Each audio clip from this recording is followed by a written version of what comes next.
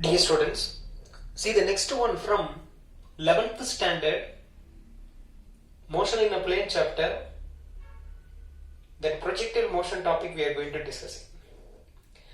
So in the previous videos, we discussed from the projectile motion, its different definitions and the derivation for maximum height and time taken by the projectile to reach maximum height and then time of flight. So like that we discussed.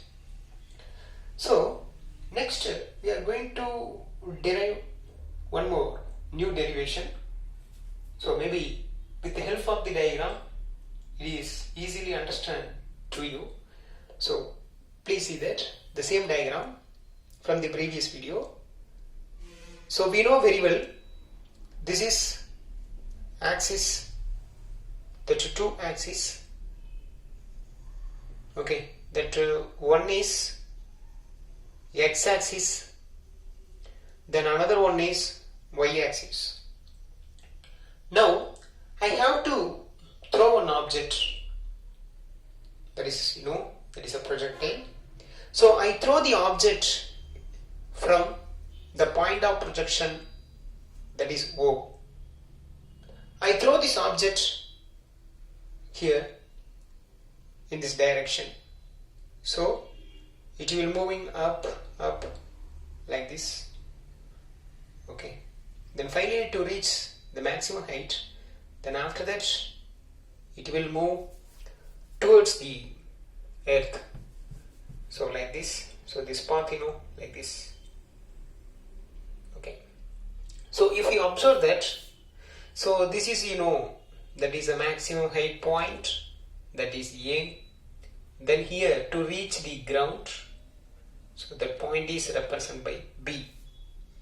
So from the previous videos we discussed, that is we throw this object with the initial velocity u. Then the angle of projection, that is that is theta. Then this initial velocity, we have that two components. That one is like horizontally that is u cos theta, and vertically that is u sin theta. Okay, so based on this diagram already we discussed, that is maximum height reached by the projectile is, that is h max, we discussed in the previous sessions. Like that, the time taken by the particle to reach from O to A, that is the time taken by the particle to reach maximum height. The same duration only for O to A and then A to B also. So this is that is time of flight. So that time of flight, that is 2 times of t. So like that we discussed. So now we are going to discuss that new derivation. Just you focus this diagram. Is there anything missing? Yes, something is missing. That is the distance between point O and point B. So this horizontal distance is missing. Okay.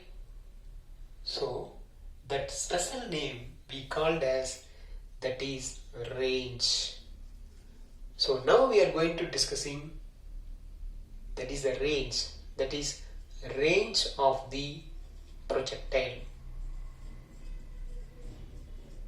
Range of the projectile. So if you focus one more idea, it is like horizontally. So we can say specifically that is horizontal range of the projectile. It is represented by R. So this R only we are going to derive from this video. Okay, shall we discuss? Yes. So what is a range generally? Our range is nothing but some distance, some length. Length means the distance between the 2 points. that 2 point is, that is one is O, another point is B.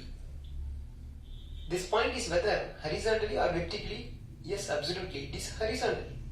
So that is a horizontal distance. So the horizontal range is nothing but there is a distance between the point of projection to the point where the projectile is hit the ground. So that is the definition for horizontal range. So anyhow, just we think simply. Here the velocity is there, we want to find there is a displacement.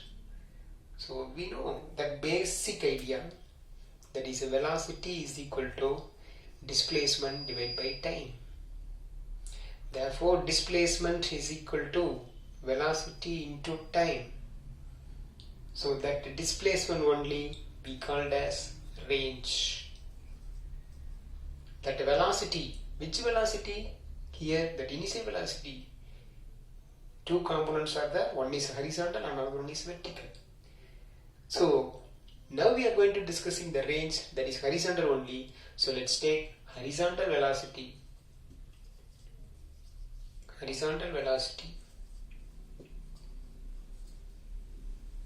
into time taken by the particle from O to B.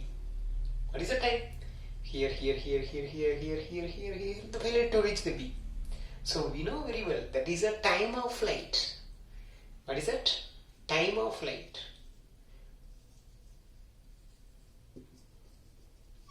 Time of flight. So now we can write the range is represented by R, horizontal velocity, that is that is a U cos theta, then into time of flight. Right, one more step, that is a TF.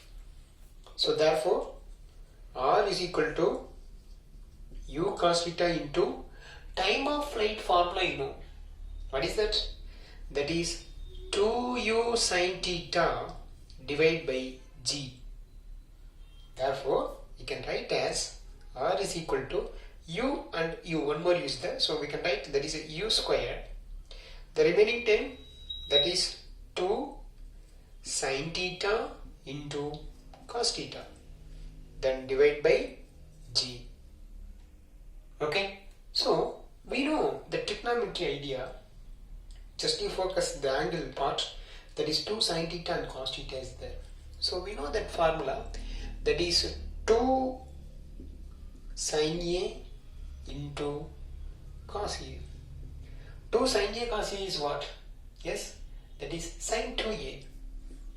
Sin 2A. So like that here we can write, that is R is equal to U square. 2 sin theta cos theta we can write as sin 2 theta. Sin 2 theta divided by G. Okay. Okay students, so this is the derivation for the range of the projectile, that is U square, and write one more time here, R is equal to U square sin 2 theta divided by G. So this is the result for the range of the projectile. So this range of the projectile is depends upon what is that? That is that initial velocity, then as well as the sine angle, okay, then as well as that is the gravity. Okay, right. Let us imagine if the gravity value is more, the gravity's value is more, the range will be less. Correct? I'll throw the object. If it is the less gravity, I do the more velocity, so it will reach the maximum range. But the gravity is more, very high velocity, very high gravity means what happened? So it will not cover that much range. Okay. So you should feel this question, you should understand. Okay students, so one more time I say that range is nothing but there is a horizontal distance between the point of projection to that point where the projectile is hit the ground. Okay.